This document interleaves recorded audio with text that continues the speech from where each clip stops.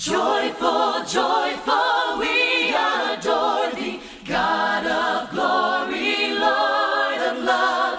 Hearts unfold like flowers before thee, opening to the sun above. Melt the clouds of sin and sadness, drive the dark of doubt away. Giver of immortal gladness, fill us with the light of day. Amém. Há uma passagem em 2 Reis 6, 4 e 5 que nos coloca diante de uma imagem que eu quero que fique em nossas mentes. A Bíblia diz assim: foi com eles, e chegando eles ao Jordão, cortaram madeira, e sucedeu que, derrubando um deles uma viga, o ferro caiu na água, e clamou e disse: ai, meu Senhor, era emprestado. Eu não vou pregar sobre esse texto, mas eu quero que essa imagem fique na sua mente. Esse rapaz foi cortar a madeira com o machado, e quando estava cortando, a parte de ferro importante do machado caiu no rio, afundou.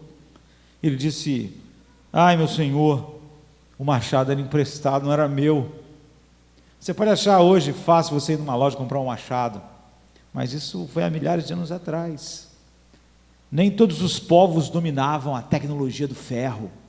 Os filisteus, por exemplo, eram famosos porque dominavam isso. Nós podemos dizer que naqueles dias o machado era uma ferramenta de alta tecnologia, cara, difícil, e o rapaz perdeu, não era dele. Ele falou com Eliseu. Bem, fique com isso em sua mente. Jesus disse: o Filho do Homem não veio para ser servido, mas para servir e dar a sua vida em resgate de muitos. Sua vida em resgate, sua vida em pagamento. Jesus próprio está dizendo: eu vim para fazer um pagamento, a minha vida é para pagar. Jesus veio ao mundo para que, quando nossas consciências são despertadas pelo Espírito Santo, e mesmo a consciência do mundo, não é? Que apesar de tudo, pela luz da revelação geral de Deus, sente a culpa, sente que não é reto, sente que a vida não... Ele disse que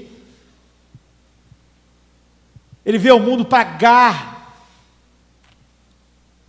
como um pagamento, para que quando nós sentíssemos os aguilhões da culpa,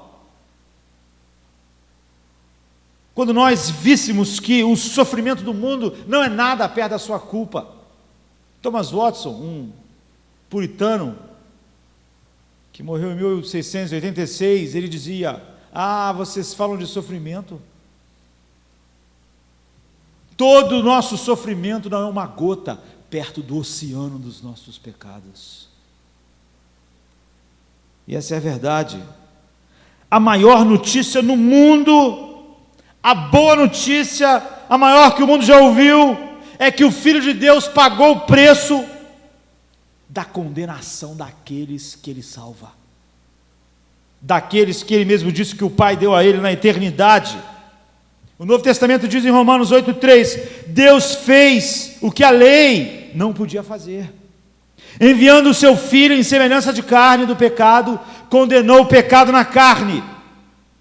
É isso que o Evangelho diz, que Jesus Cristo, que nele Deus oferece, Deus faz soberanamente, gratuitamente, o pagamento pela culpa e pela condenação do pecado. Deus jamais muda as suas regras, Deus não muda com o mundo. Nunca pense que uma sociedade suja como a nossa mancha o coração de Deus.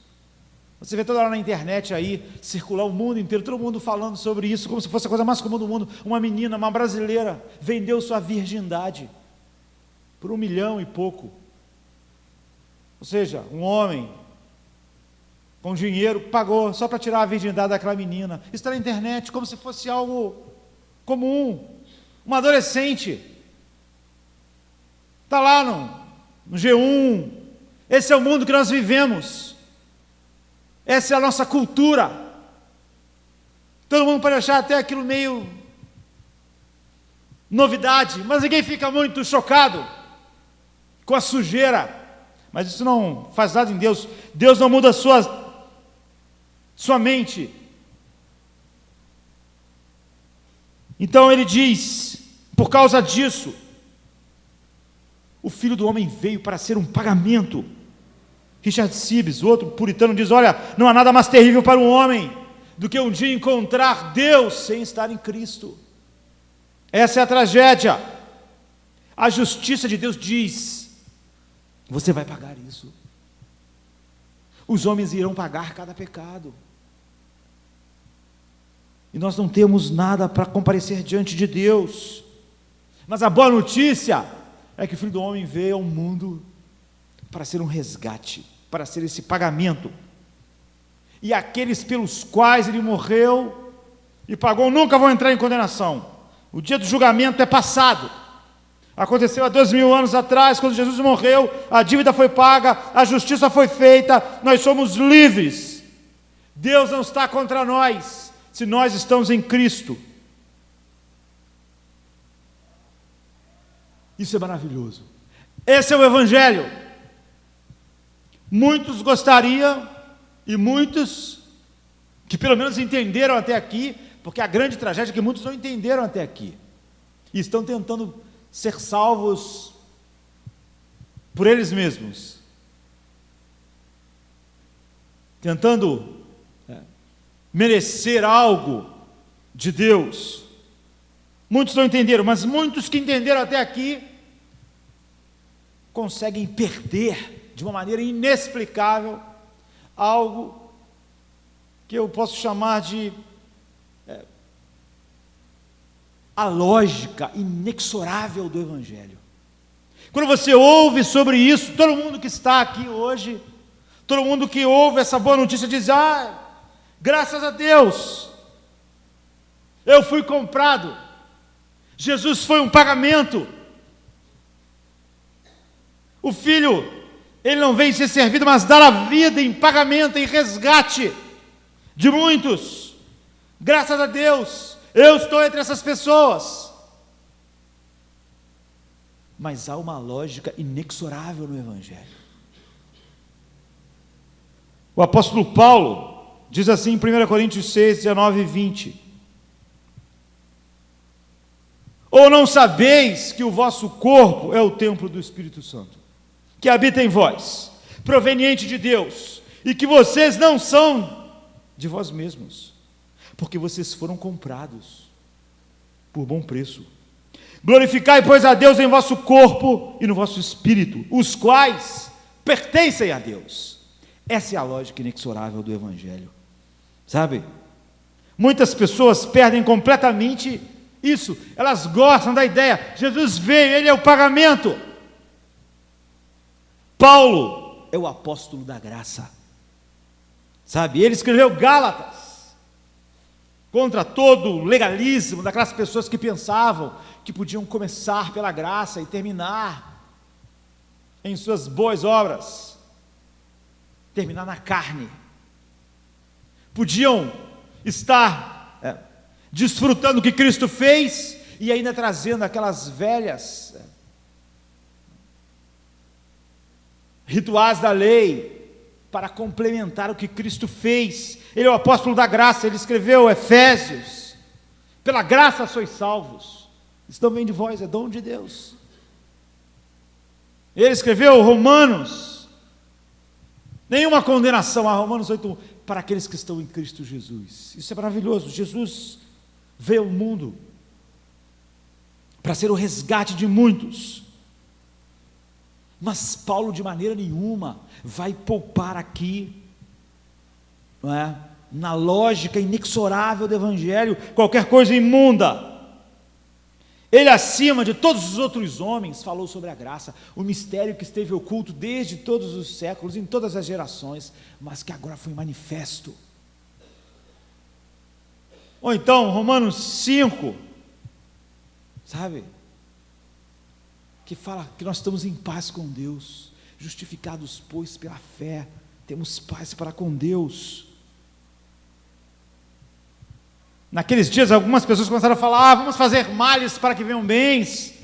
Paulo coloca como Cristo, como todos os profetas, diante de nós a lógica é inexorável, e nesse caso particular, ele está falando sobre os pecados da carne, está falando sobre o Espírito, e ele mantém o holofote da verdade de Deus, para que nós vejamos a imundície do pecado. Ele nos diz que o nosso corpo é o templo do Espírito Santo, e portanto não pode ser profanado. Então, como se isso não fosse suficiente, ele nos arrasta, sabe, a vermos como o pecado deve ser levado como um criminoso até a cruz. Você não é seu, você não pertence a você, porque vocês foram comprados pelo preço do sangue de Cristo. Ele não encontra uma arma mais afiada, um instrumento mais agudo do que isso, o resgate de Cristo no Calvário. Você vê, essa é a lógica inexorável do Evangelho. Quando Jesus disse: eu sou o resgate por muitos, eu sou o pagamento, todo mundo, graças a Deus, Ele pagou. Mas agora Paulo está dizendo: se Ele comprou vocês, vocês não são mais de vocês. Essa é a lógica. Você não pode dizer: agora Cristo me salvou, Ele pagou, e eu vou viver a minha vida. Agora eu posso viver como o mundo. Ele pagou. A fé que não produz santidade é a fé dos demônios. Eles creem, estremecem. Nós nunca devemos nos contentar com uma fé que pode viver no inferno, com uma fé que pode estar no coração de um demônio. Nós precisamos, e se você há de um dia estar para sempre com Deus, da fé dos eleitos, sabe? Que purifica a alma na fundição da glória, do sacrifício de Cristo. Então, em primeiro lugar, nosso texto é claro, e nós queremos passear por ele. Fostes comprados por um bom preço. Paulo não deixa o homem pensar: olha, o Filho do Homem veio, ele pagou, comprou. As pessoas se alegram esquecendo da lógica inexorável, quando ela se alegra com um coração profano, quando ela se alegra com uma lógica do diabo, que é o que muitas pessoas hoje entendem por graça. Como a graça de Deus é violentada, como muitas pessoas que dizem acreditar nas doutrinas da graça usam parte dessa verdade só para serem mais diabólicos do que o mundo à sua volta, que não estão brincando com o sacrifício de Cristo, apesar de estarem desonrando Cristo. Paulo diz: você está alegre? Você está alegre porque você foi comprado? Você está alegre porque o Filho do Homem disse que veio ao mundo dar a sua vida em resgate e em pagamento por você? Então você foi comprado por um preço. Paulo poderia usar outra coisa para conclamar os homens, para conclamar eu e você a uma vida de santidade. Ele podia conclamar o fato de Deus ser o Criador. Ele podia dizer: vocês não fizeram vocês mesmos, vocês devem tudo a Deus, Ele criou vocês, essa é a realidade do mundo. Mas Paulo não faz isso, sabe? A criação, o fato de sermos criados do nada, já é um bom motivo para a obediência à verdade de Deus, mas ele não usa isso. Ele também poderia ter usado a providência de Deus. Ele poderia dizer: olha, vocês são preservados por Deus, o coração de vocês bate porque Deus está fazendo bater, vocês existem, se movem e respiram em Deus. É Deus que não deixou o coração de vocês parar hoje. Se Ele retirar o seu poder, tu cai morto. É a providência de Deus que preserva a sua vida, portanto, vive em santidade. Mas Ele não usa esse argumento. Ele poderia. Certamente, é Deus que nutre nossas células, nossos corpos. Mas Paulo prefere uma razão, por razões conhecidas por ele, mas que não é difícil nós adivinharmos por quê, pleitear algo mais profundo, a redenção de Cristo. Você está entre os que foram redimidos? Você foi comprado? Você está feliz porque Jesus comprou? Você diz que aquele sangue foi derramado por você?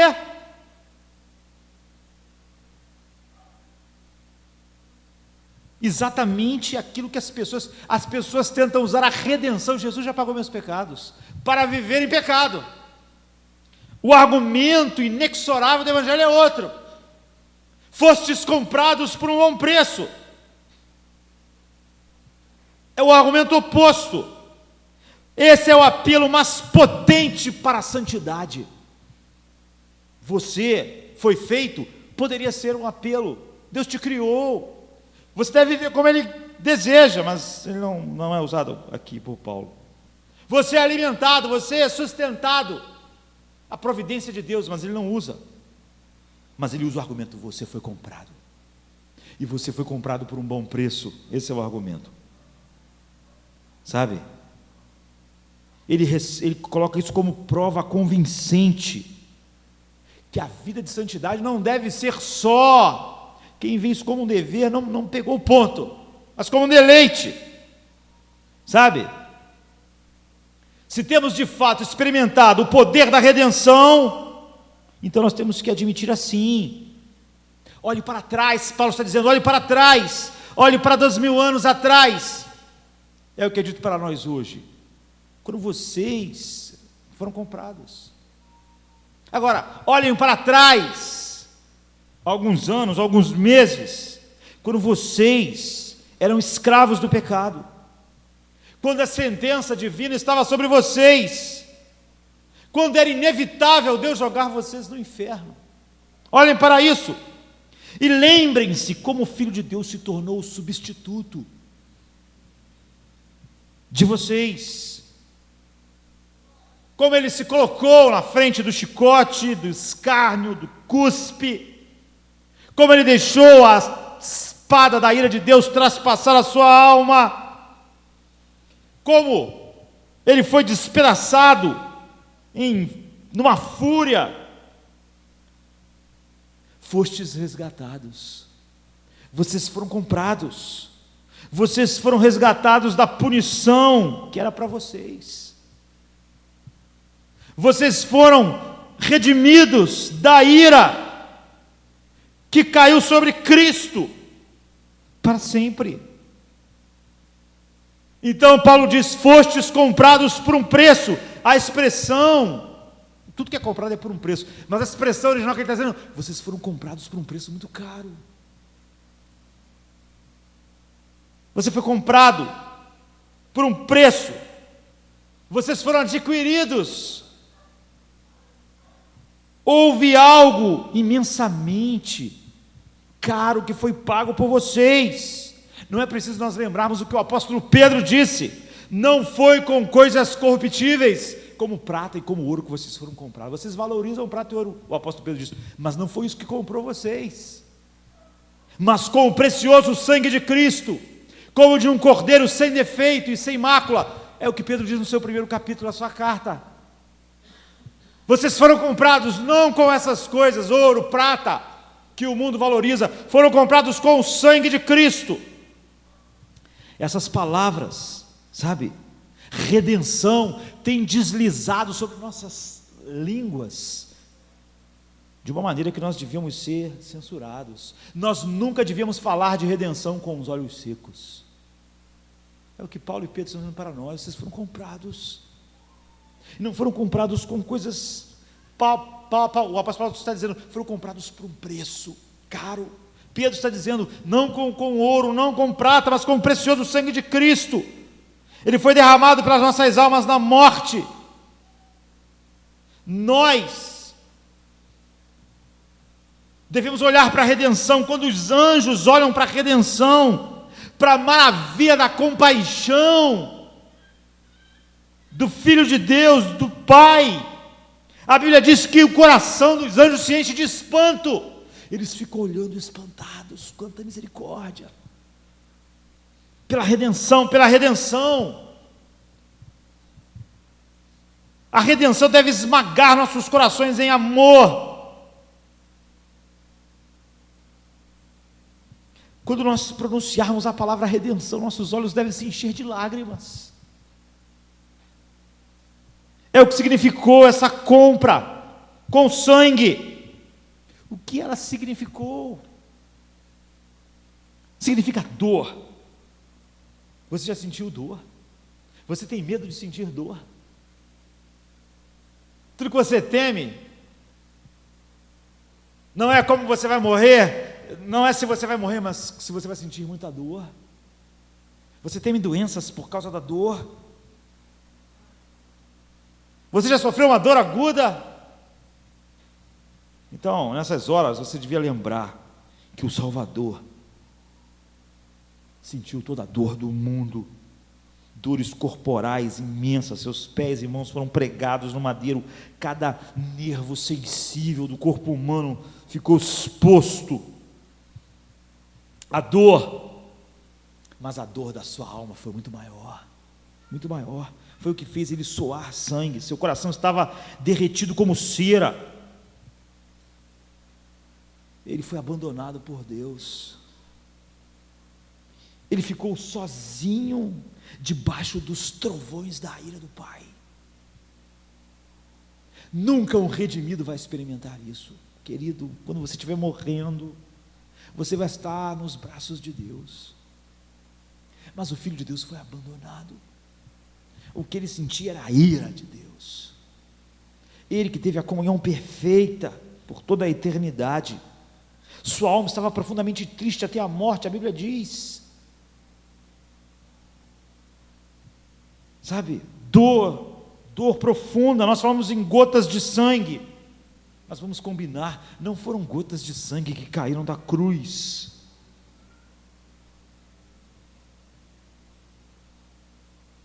E sua alma estava inundada de dor. Temos que pensar.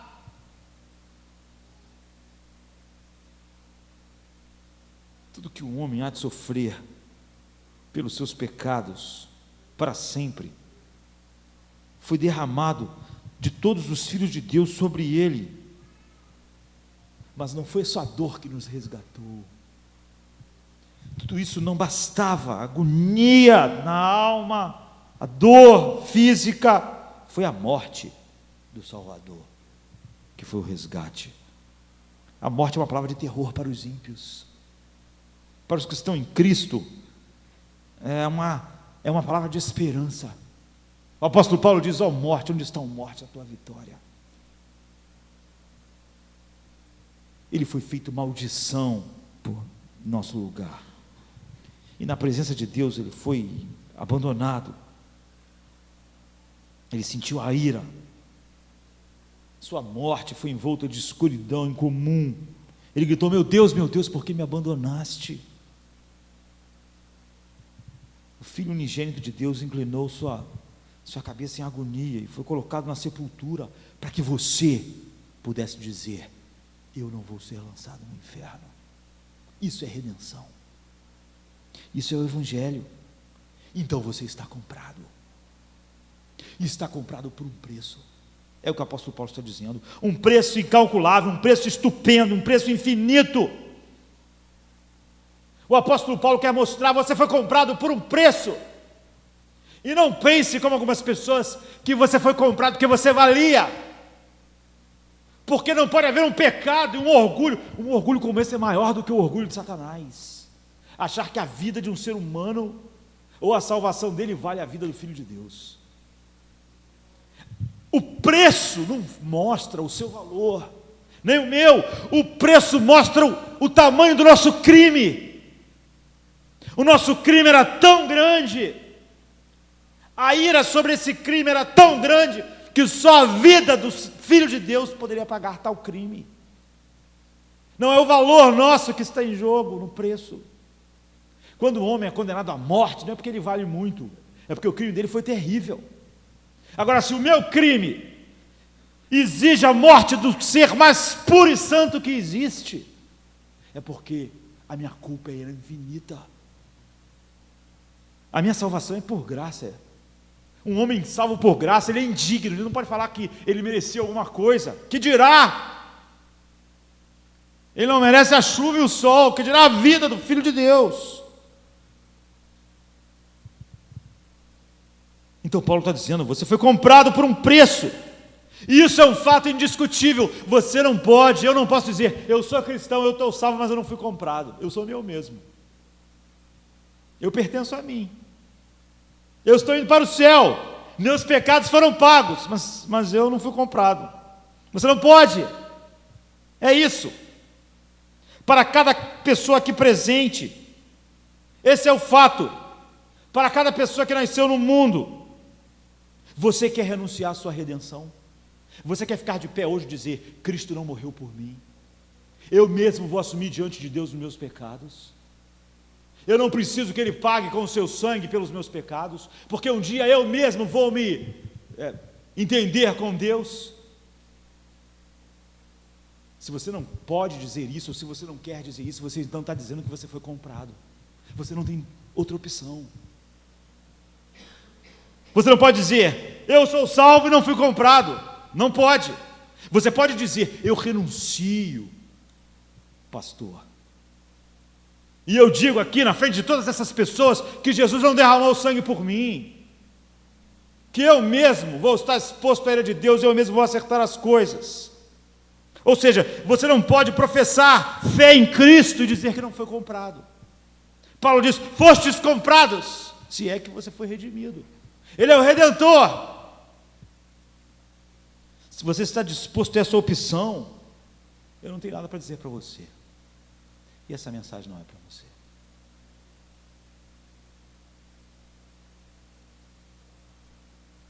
Se você nega que foi comprado, se você diz que Jesus não é o seu Salvador e que você mesmo irá corajosamente enfrentar Deus em seus pecados, se você confessa, eu não fui resgatado no Calvário, Jesus não fez nada por mim, o sangue dele foi derramado por outras pessoas, não por mim, mas você não ousa dizer isso.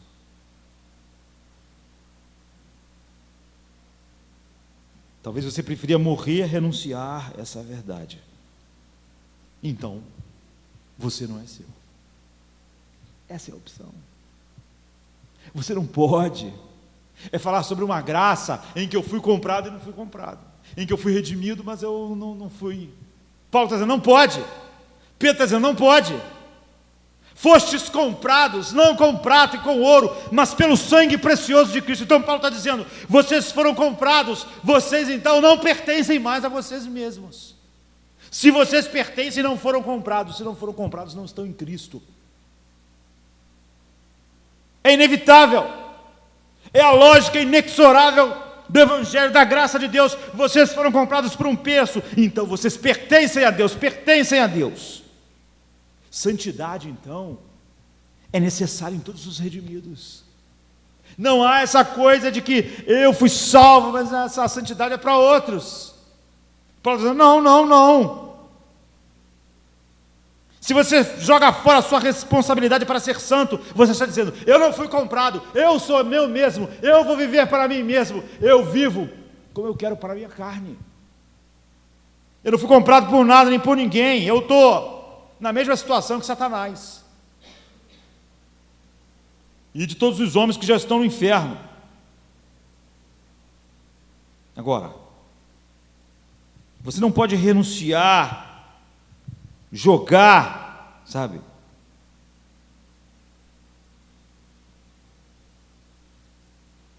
Algo dessa lógica inexorável fora. Você não pode dizer, eu fui redimido, eu fui comprado, mas eu sou meu e eu vivo para mim mesmo e eu vivo como eu quiser. Não pode. Sabe? Isso é ilógico. Eu fui comprado, mas sou meu. Não. Sabe? Você entrar na loja, comprou a televisão, o cara fala, vende, pega o dinheiro, bota no bolso e diz, mas a televisão continua sendo minha. Não, mas eu acabei de pagar. Não, mas é minha. Eu vendo televisão aqui, essa minha televisão eu já vendi para várias pessoas. Eu vendo, mas ela continua minha. Não há lógica nisso. Vocês foram comprados, então vocês não são mais de vocês mesmos. Ah, eu não fui comprado, então você está por sua conta aí. Você não pode dizer que foi comprado, mas é de você ter o mesmo. Paulo está dizendo, você não pode. Sabe?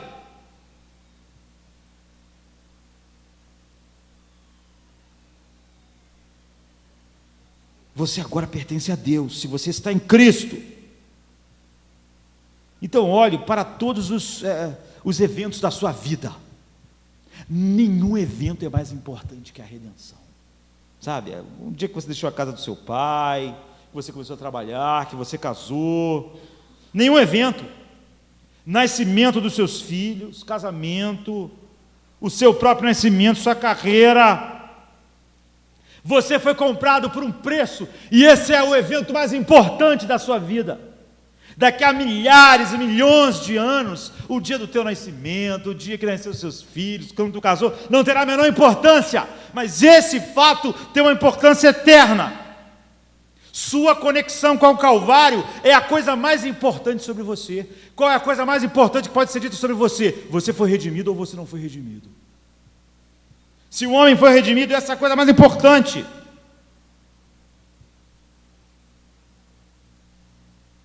Agora, se você diz, eu fui redimido, então eu imploro a você, não negue a lógica inexorável da Bíblia.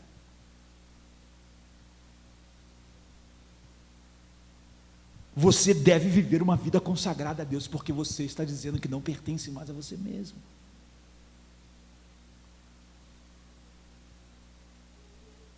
Se você foi comprado por um preço, então agora o Espírito Santo tem que guiar você, não você mesmo. Você pode ser um homem, um bom cidadão brasileiro, mas antes disso você é o homem de Cristo. Você pode ser amigo, filantropo, trabalhar em causas sociais, mas você é redimido, você é santo. Essa é a causa, essa faz toda a diferença do mundo. Você foi comprado por um preço. Esse será o fato mais importante da sua vida, não só agora, ele já é agora, mas será no futuro. O que as pessoas cantam no céu? Qual é o hino do céu? O hino do céu é o seguinte: foste morto e com seu sangue compraste para Deus aqueles que são salvos. Esse é o canto do céu. O canto do céu é sobre a compra. É o cântico que nós vamos cantar para o Cordeiro. Tu morreste, comprou para Deus. Homens, é o amor redentor que é cantado no céu. Quando nós chegarmos na eternidade, a memória mais importante não vai ser se você foi rico ou pobre nesta vida, nem um fato se você adoeceu, morreu, qual foi a doença, se doeu um pouco ou se doeu muito. A questão no céu toda é: você foi comprado. É por isso que você está aqui. Você foi comprado. Nós não sabemos o que pode acontecer no mundo, na nossa história, não conhecemos o amanhã. Não sabemos nem como vai ser o futuro desse nosso planeta. Nós sabemos sim que um dia ele chegará ao fim. E quando esse planeta chegar ao fim, com todos os sonhos de todos os homens, e nós vermos um céu renascido e uma terra sorrindo, não é? À luz do sol brilhante, da boa vontade de Deus, a única coisa que vai encher seu coração é o dia alegre em que você foi redimido por Cristo. Sabe? Você vai ser arrebatado para habitar para sempre com Ele. E João diz: olha, nós não sabemos exatamente como havemos de ser, mas nós sabemos que quando nós o contemplado, nós seremos transformados e seremos como Ele é. Vai ser maravilhoso. E vai chegar um momento em que Ele vai entregar, tudo vai ser colocado embaixo dos seus pés, todos os seus inimigos, e Ele vai colocar tudo isso diante do Pai, para que Deus seja tudo em todos. Como Paulo diz em 1 Coríntios 15, 24 a 28, todos esses eventos divinos gloriosos são verdade para você, porque você foi comprado. A redenção é o grande fato, sabe, os cumes das montanhas da redenção, do Calvário. É lá que nós estamos. E o que nós vamos cantar para Cristo na eternidade: tu esteve morto. Esse é o refrão. Tu esteve morto e com o seu sangue tu nos redimiu. Tu nos comprou para Deus, tu nos comprou eternamente. Os santos hão de lembrar, em primeiro lugar, que eles foram comprados. Isso não é maravilhoso, sabe? Isso não é, não são algemas. Será o fato que nós cantaremos. Esse é o Evangelho. Isso vai saturar nossa alma. Então deixe essa verdade subjugar completamente todas as coisas em sua vida agora, todas as suas faculdades, tomar a rédea de todos os poderes da sua vida. Não deixe a redenção nunca sair da sua mente. Se eu pudesse refrescar a mente de vocês todo dia de manhã, eu diria: vocês foram comprados por um preço, sabe? Lá, meia-noite, no Getsêmani, Jesus ajoelhado, orando, Filho de Deus, gemendo, suando sangue, Ele ora ao Pai, gotas de sangue caem. Ele comprou você. As pessoas compram as coisas com o suor do seu rosto, não é assim? Elas trabalham, aí vão lá, compram os seus objetos. Mas o Senhor da vida, o pão da vida, nos adquiriu com a sua própria vida, com suor de sangue, o sangue carmesim, caindo no chão. Paulo está dizendo: vocês foram comprados por um preço. Comprados. Sabe, vá todos os dias ao Jardim das Oliveiras e compreenda o que é essa libertação, compreenda o que é essa, sabe, siga Jesus na trajetória da vergonha, da tristeza, da morte, do abandono. Veja as suas mãos serem pregadas na cruz, aí chicotadas, o chicote cruel romano rasgando toda a sua carne, os sulcos profundos na sua alma, a coroa de espinho. E se você pode dizer que você é seu mesmo, esqueça o Evangelho.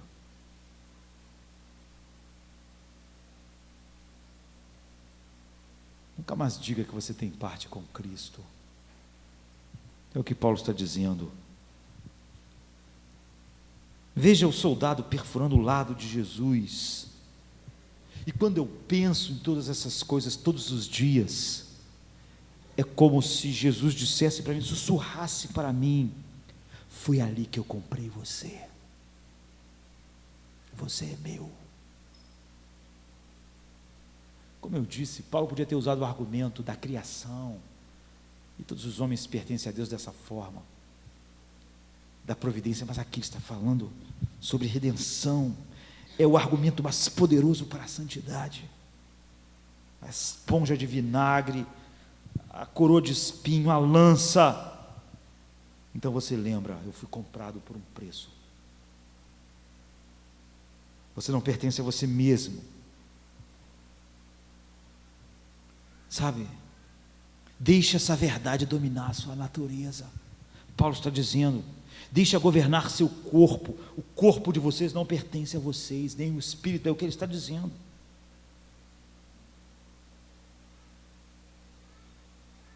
Ele comprou você. Então você não deve conhecer outra paixão, senão a paixão de pertencer ao Redentor. Agora eu quero perguntar: será que a redenção em Cristo é a influência primordial na sua vida? cada decisão, cada escolha.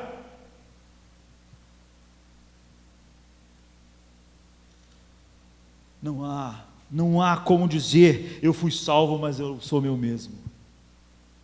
Então, em segundo lugar, a consequência clara, como eu disse, isso é inexorável. Foste comprado por você mesmo. Você não é seu.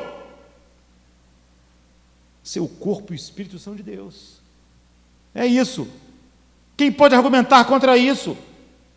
Quanto que Paulo está dizendo? Foste comprado, então vocês não pertencem mais a vocês mesmos. Pertencem a quem comprou vocês. É isso. E eu nem quero argumentar contra isso. É maravilhoso eu ter sido comprado por Deus. É maravilhoso. Esse é o coração dos redimidos. Eu não ser meu mesmo. Imagine um navio que não tem dono, à deriva no Oceano Atlântico ou no Oceano Pacífico. Ele vai lá navegando, abandonado, sem tripulação. Não tem proprietário, nenhum homem. Ele é presa das correntes, é a diversão dos ventos, das marés, das pedras. Ele vai acabar no fundo do oceano, ele não tem dono. Ele está à deriva. E na terra, ninguém vai chorar seu naufrágio, porque ele não tem dono. Mas olha um navio entrando na Baía de Guanabara, há um congestionamento de navios. Ele pode de mil maneiras sofrer danos, mas ele tem um dono. Ele custou um preço. O seu proprietário vai garantir a direção, a chegada no porto. Como eu sou grato por eu ter um dono, por eu ter sido comprado, por alguém que diz como Judas, não é? Ele é poderoso para nos guardar de tropeçar e nos apresentar imaculados diante da glória de Deus. Um dono, não somos nossos. Não somos deixados como lixo para as circunstâncias fortuitas da vida, mas há uma mão sobre o leme, sabe, da vida. Temos a bordo um piloto. Paulo diz: o corpo de vocês não é de vocês, e o Espírito Santo habita nos redimidos, vocês não pertencem mais. Isso para mim não é algo que eu penso, não sou mais meu, não vou poder viver, não, é maravilhoso. Pense numa ovelha na montanha, no meio da chuva, da neve. Ela vai ser destruída. Ela é dela mesma. Um lobo pode devorá-la. Ela não tem comida. O inverno está chegando. Todo o conforto da ovelha, ela tem um pastor, um dono. Quando a ovelha tem a marca do seu dono, ela é objeto do seu cuidado. É isso. Felizes são as ovelhas de Deus. Jesus disse: o Pai me deu essas ovelhas, e a ordem que eu tenho dele é que nenhuma delas se perca. Nenhuma delas. Que felicidade é ouvir: você não é de você mesmo. Será que alguém aqui acha que era melhor ser de você mesmo? Não ter sido comprado? O eu humano, o coração humano é um governante tirano. Ele sempre leva quem ele dirige para o inferno. Jeremias diz: enganoso é o coração, mais do que todas as coisas. Corrupto. Quem pode desejar que que algo assim seja o seu dono, o seu guia? Nunca ninguém governado por ele, nunca ninguém nas garras da carne encontrou um jugo tão esmagador. O ego é um ditador feroz, um opressor, com seus imperiosos desejos escravizantes, que acabam na ruína. Mas Cristo diz: você é meu, Eu comprei você. Paulo está dizendo que ele comprou por um preço. Então vocês não pertencem a vocês mesmos. Esse é o negativo. O positivo é você foi comprado. O negativo, vocês não são de vocês mesmos mais. Você não pode. Essas duas coisas estão juntas. É inexorável. Mas isso foi memorável. A Bíblia fala sobre a noiva e o noivo. A palavra que Paulo usa também era usada, não é? Sobre o dote que o noivo pagava pela noiva. A noiva se entrega ao seu marido. Ela não vai chorando. No casamento não toca a marcha fúnebre, não é? A Bíblia chama das bodas do Cordeiro. A noiva é toda alegria.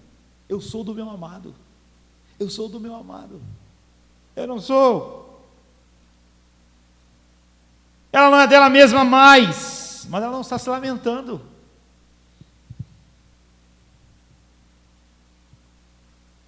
Seu marido é o Criador do universo.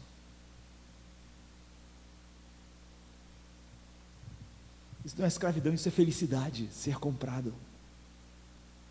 Não ser mais nosso. Ela encontrou descanso na casa do seu marido. Ela é casada com o Salvador.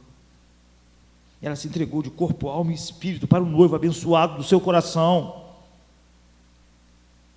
E essa é a coisa mais feliz da sua vida. Agora, se é verdade, se você está pensando em você assim, dessa forma, eu sou de Cristo, Ele me comprou, a ira de Deus que era sobre mim caiu sobre Ele, então você não tem direito sobre você, nem sobre o seu corpo, para fazer nada nele em desacordo com o seu dono, nada para contaminá-lo. Então o apóstolo Paulo diz: o corpo não é para a prostituição, mas para o Senhor, e o Senhor para o corpo. Você não tem direito de cometer impureza com o seu corpo, porque nossos corpos são membros de Cristo e não nosso. A sexualidade, para a nossa cultura, a sexualidade virou um Deus, não é? Ela é para a nossa cultura o que o dinheiro era para o jovem rico, sabe? A Bíblia diz que quando Jesus falou sobre o dinheiro dele, ele, pesaroso dessas palavras, retirou-se triste. Nossa geração adora assim. A sexualidade é o que o dinheiro era para aquele jovem rico. O dinheiro também é. Paulo está dizendo: você não tem direito de profanar, de ferir, de fazer nada, porque você foi comprado. E você foi comprado por um preço. Tudo que você é pertence a Deus. Você não pode dizer que é salvo e ir por outro caminho. Você foi comprado, você pertence. Qualquer homem honesto estará preocupado em causar qualquer lesão em algo que não é seu. É por isso que eu falei para vocês manterem aquela visão na mente de vocês que eu li no início. O rapaz estava usando machado, era precioso. Ele foi cortar madeira e o machado caiu. Ele ficou desesperado, porque o machado era valioso. Mas o problema não era esse. O seu maior desespero era o quê? Ele disse: o machado não era meu. O machado não era meu, era emprestado. É isso. Ai, meu Senhor, ele era emprestado. Se já é ruim perder algo meu próprio machado valioso, agora se ele não é meu, eu fico desesperado. Ele não é meu, ele pertence a outra pessoa. Quando o nosso espírito é de Deus, quando o nosso corpo é de Deus, o nosso cuidado deve ser assim. Tudo em nós pertence a Deus. É trágico pensar que as pessoas falam de evangelho, de conversão, como uma maneira de conseguir, sei lá, uma casa, um emprego, um dinheiro, ou então uma maneira de não ir para o inferno, enquanto consegue viver e vive como o mundo vive. E ainda fala sobre a graça de Deus. A minha mente não é minha. Paulo está dizendo, seu corpo não é seu, não é seu. Bem, eu poderia encher minha mente de qualquer coisa se ela fosse minha. Agora as pessoas me perguntam, você lê muitos livros heréticos? Eu não. A não ser que eu sinta necessidade de refutar algo, para ajudar alguém, ou alguma coisa boa, eu não vou ler nada que suje minha mente, sabe? Você pode dizer, mas pastor, não tem um bom remédio depois que você lê? Eu não vou arrastar meu espírito para uma vala, querido, só porque eu tenho sabão. Eu não passo o dia no esgoto só porque minha casa tem sabão.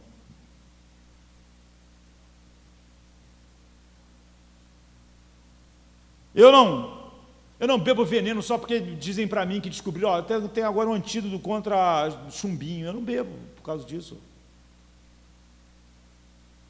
As pessoas dizem, olha, agora essa cobra terrível que matava, agora descobriram lá o contra-veneno. Ah, então deixa ela me picar.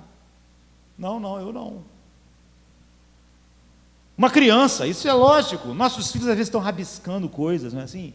Rabiscando livro, rabiscando caderno, aí daqui a pouco ele pega o negócio e fala, não, isso aí não rabisca isso, porque isso aí não é teu.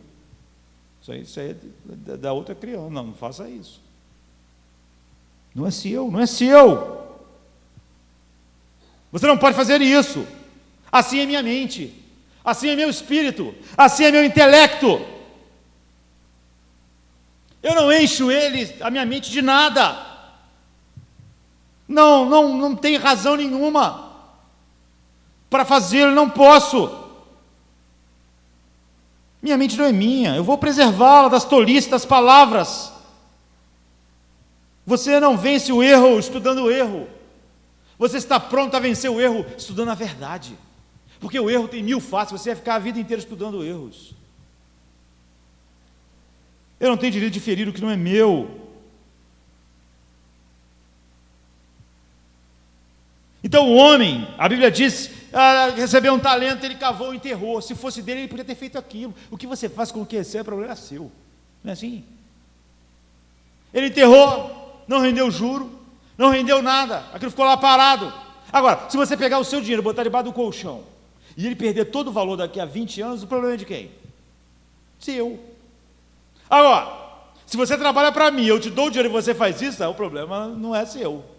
Esse é o problema da parábola. O cara enterrou o talento que não era dele. Se fosse dele, era problema dele. Paulo está dizendo, você não é seu. Não é seu. Se você guarda o seu dinheiro sem juro, perde tudo, não tem problema nenhum. Mas se o dinheiro não é seu, então você é um mordomo. O dinheiro foi confiado a você. Você não devia ter deixado ele enterrado, criando ferrugem no chão. Eu não tenho direito de deixar minhas faculdades. Se eu sou cristão, eu não tenho direito de ser ocioso. Eu não tenho direito de viver uma vida que não honre o meu dono. É o que a Bíblia está dizendo.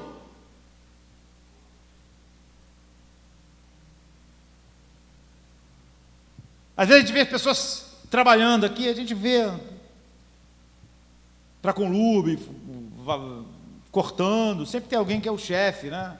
Então tem a hora do almoço, o cara fica sentado, deitado, dorme, trabalho pesado.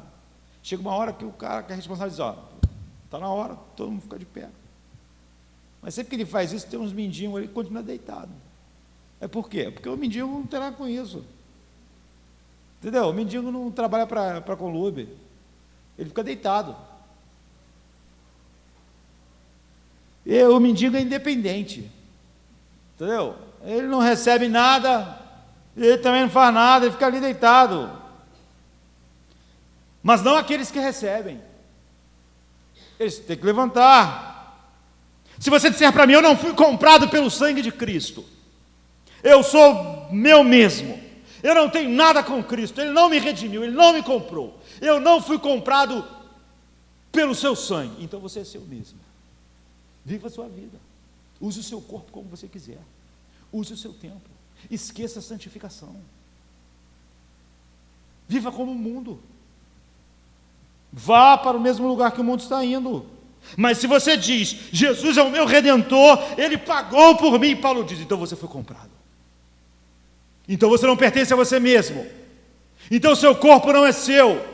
Sua mente não é sua. Você não tem o direito de perder o que Jesus comprou. Não tem direito de usar o que Jesus comprou com o seu precioso sangue.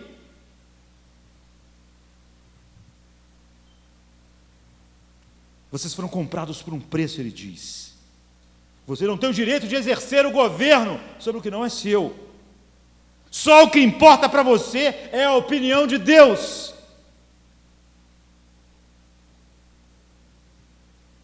É o coração de Deus. E quando você sente o amor da redenção, você diz como João, os seus mandamentos não são pesados para nós. Um homem, quando pertence a si mesmo, ele pode dizer, eu vou onde quero, faço o que eu quero. Eu sou meu. Mas se eu não sou meu, se eu pertenço a Deus, então eu tenho que me submeter ao seu governo. Então a sua palavra é o meu alimento.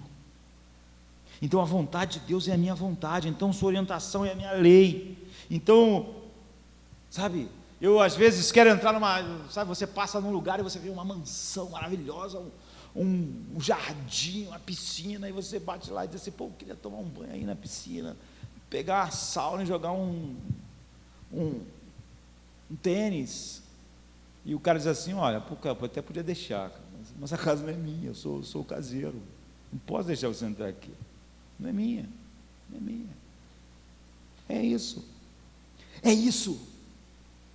Esse é o ponto do apóstolo Paulo. O caseiro, o porteiro lá tem que rejeitar você. Ele diz, olha, eu não posso deixar você entrar, a casa não é minha, não tenho essa autoridade. Então quando o diabo vem para o jardim das nossas almas,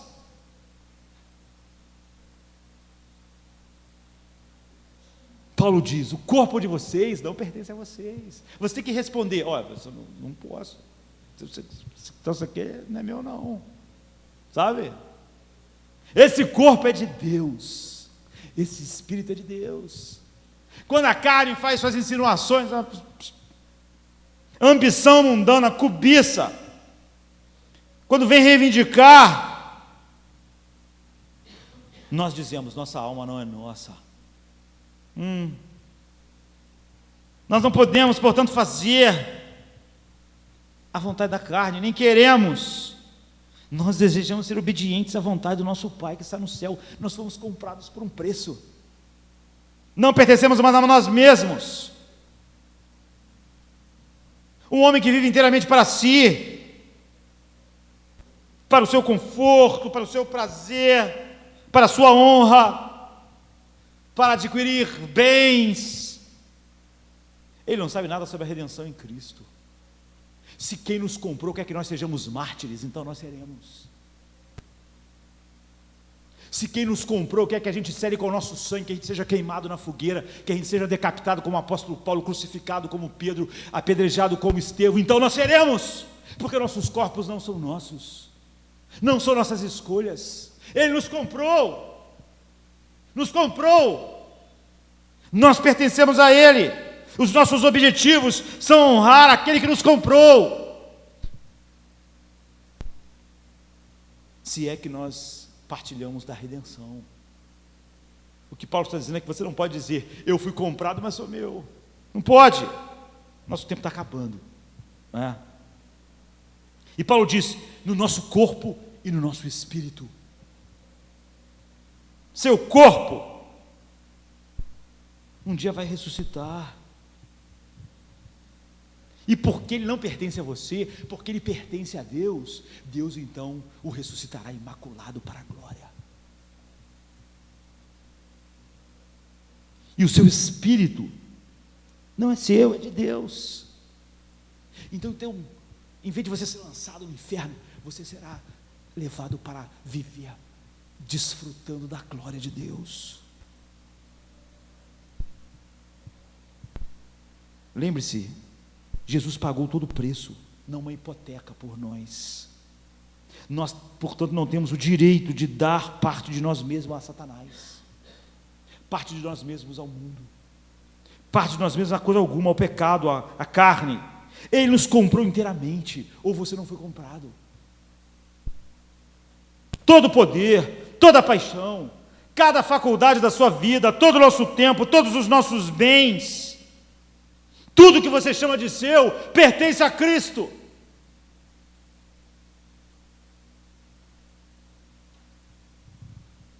Nós estamos aqui totalmente para Deus.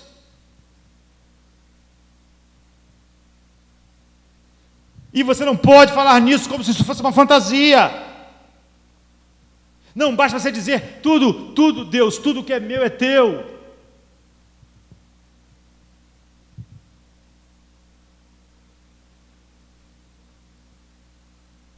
Eu estou disposto a viver e dar tudo para ti. Muitas pessoas dizem isso, mas o reino de Deus não pode contar com 12 reais dele.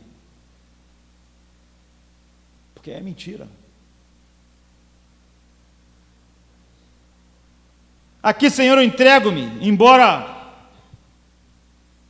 não tudo. Não. Se Deus requer, como eu disse, o martírio, ele disse, ser fiel até a morte.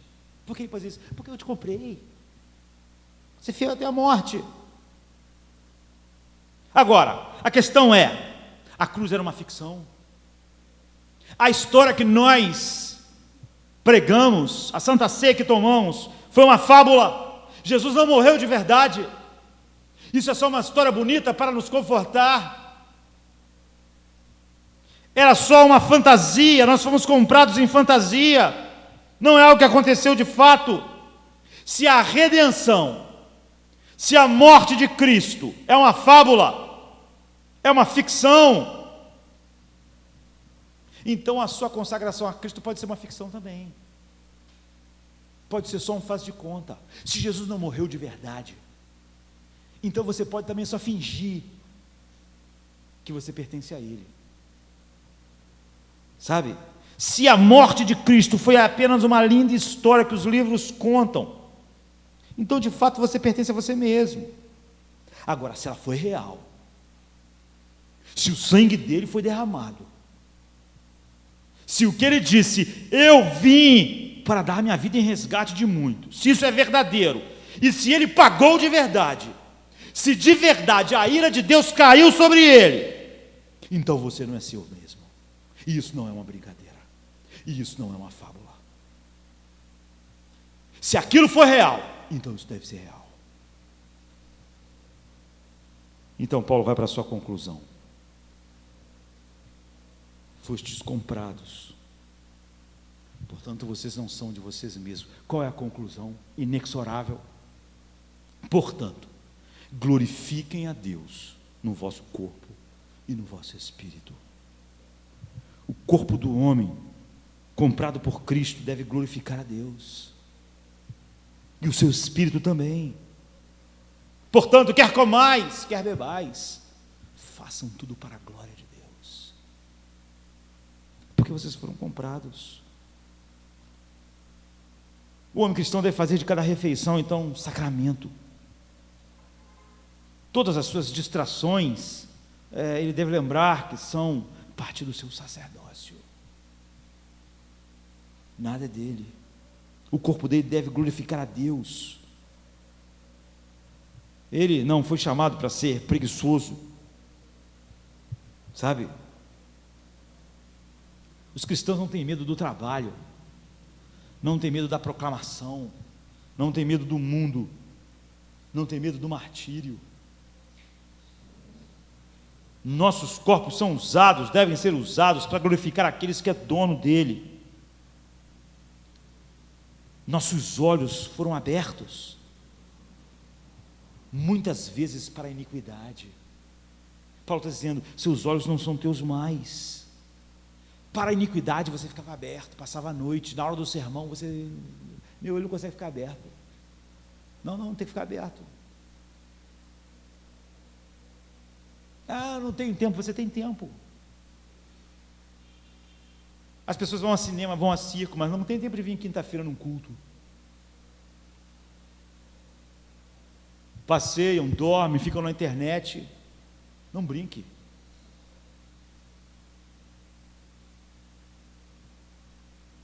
A morte foi real, a história é real.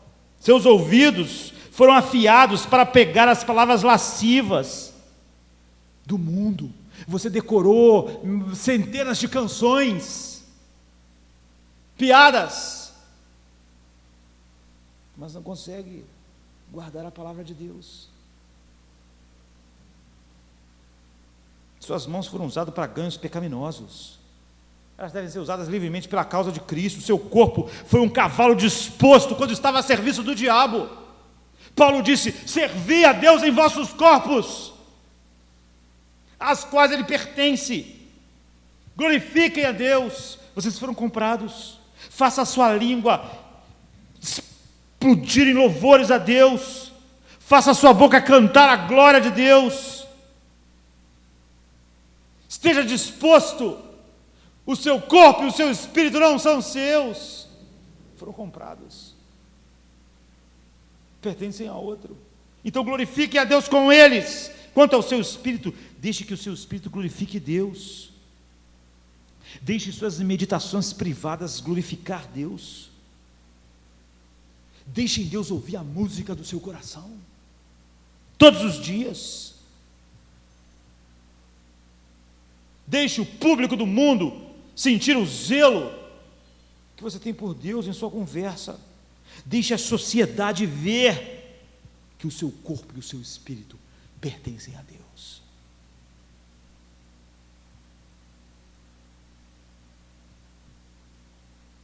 Porque você é de Deus, ou você não foi comprado por Cristo.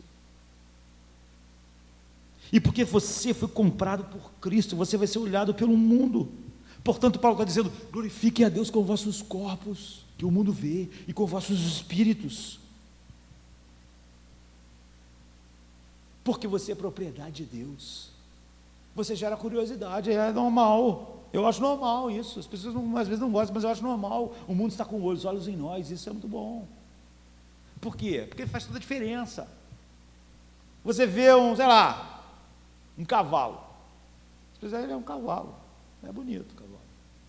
Mas é da rainha da Inglaterra. O quê? Esse cavalo é da rainha da Inglaterra. Muda tudo. Porque quem é o dono do cavalo? As pessoas já querem observar o cavalo. Por que a rainha da Inglaterra tem esse cavalo? Não é? Aquele ali é o carro. Bonito o carro. É do Bill Gates. O que? O carro é do Bill Gates? Caramba, vamos olhar o carro. É assim. Se você diz: eu pertenço a Deus, o mundo olha para você. Esse cara não é dele, ele é de Deus. O corpo dele não é dele, é de Deus. O espírito não é dele, é de Deus. Tudo que ele tem, tudo que ele é de Deus, não é dele mesmo. Então os olhos afiados dos homens estão sobre nós. Isso é muito bom. Eu estou contente que os olhos de lince do mundo estejam sobre nós. Porque Paulo diz: glorifiquem, pois, a Deus em vossos corpos diante do mundo. Que brilhe a vossa luz. Deixe eles verem o poder da redenção, deixe eles verem que o sangue derramado não foi uma ficção, foi verdade. Sabe, nós estamos diante do mundo em trevas, vamos brilhar, deixe eles verem. A Bíblia diz: uma cidade construída sobre um monte não pode ser escondida, não pode. Você diz: eu fui comprado por um bom preço, então você não é seu. O mundo está curioso. O mundo diz: ele diz que é de Deus, ele diz que foi comprado. Ele reivindica o que os outros não reivindicam. Ele reivindica que ele não é como todo mundo.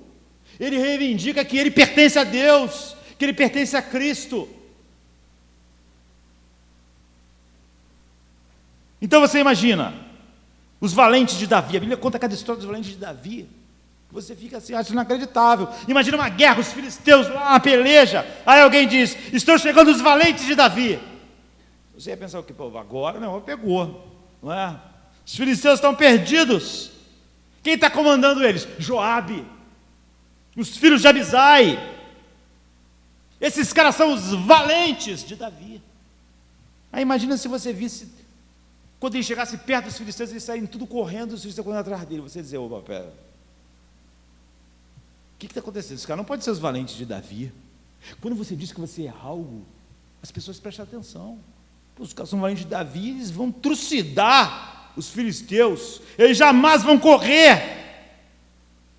Aqui está pessoas que dizem, eu pertenço a Cristo. E as pessoas vão dizer, o que? Esses? Não parece. Eles parecem muito com a gente, que não pertence a Cristo nenhum. O corpo deles é de Cristo? A mente deles é de Cristo? O intelecto deles é de Cristo? Eles não pertencem a eles mesmos. Quando os cristãos falavam isso no Império Romano, eles eram jogados aos leões. E eles não saíam correndo. Eles não pertenciam a eles mesmos. Eles tinham que honrar o seu, sabe? E não eram homens grandes. A maior parte dos mártires foram compostos por jovens, adolescentes, mulheres e crianças.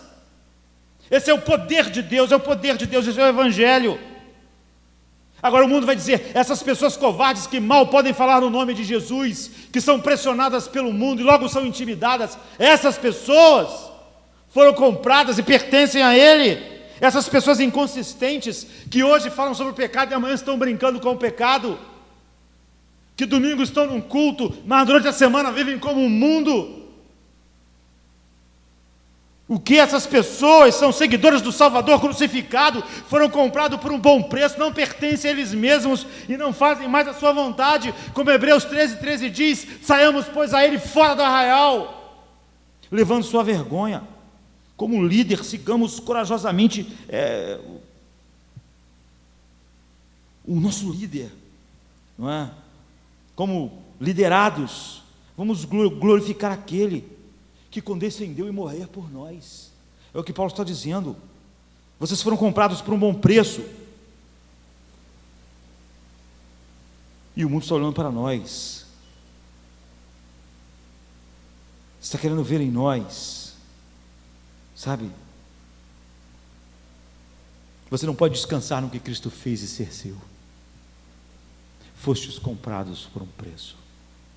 Eu vim dar minha vida em resgate de muitos. É o que a Bíblia diz. A única maneira agora, então, é viver sobre o poder imortal e a influência do Espírito Santo. Paulo diz, o Espírito Santo habita em vós. Vosso corpo é um templo do Espírito.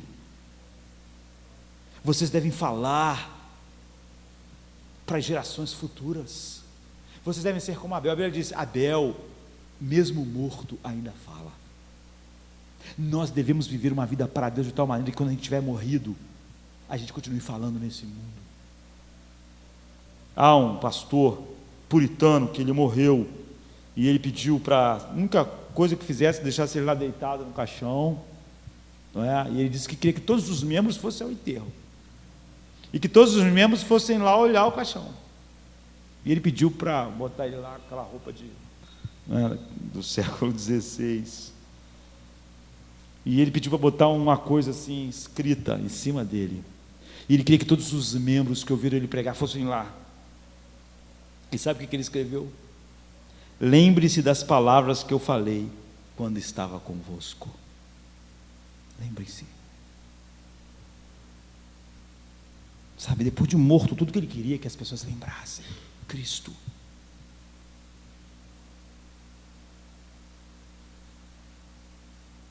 Nós vivemos para Deus, para glorificar a Deus. Essa é a lógica inexorável do Evangelho. Você não pode fugir dela. Ou não sabeis que o vosso corpo é o templo do Espírito Santo, que habita em vós, proveniente de Deus, e que vocês não são de vocês mesmos, porque vocês foram comprados por um bom preço. Então glorificai, pois, a Deus no vosso corpo e no vosso espírito, os quais pertencem a Deus. Pedro diz, não foi com coisa corruptível como prata e como ouro que vocês foram comprados, mas com o precioso sangue de Cristo. Amém? Amém, queridos? Vivamos para a glória de Deus. Vamos ficar de pé. Vamos orar. More